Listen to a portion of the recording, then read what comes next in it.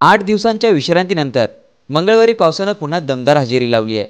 जवळजवळ 1 ते 1.5 तास चाललेल्या पावसानं संगमनेरचा निसर्ग फुलून गेलाय। पडणाऱ्या पावसाचं पाणी झाडे फुले आपल्या अंगावर घेत पावसाच्या तालावर ताल धरत होती।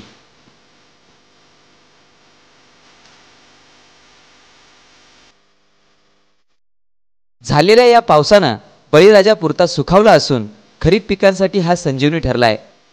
झालेल्या या पावसानं बळीराजा पुरता सुखावला असून खरीप पिकांसाठी हा पाऊस संजीवनी ठरलाय।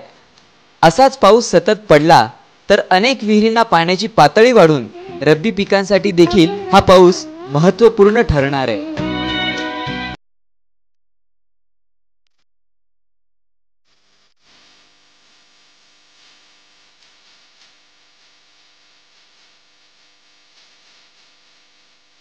सी 24 तास साठी प्रतिनिधी संदीप चव्हाण, संगमनेर।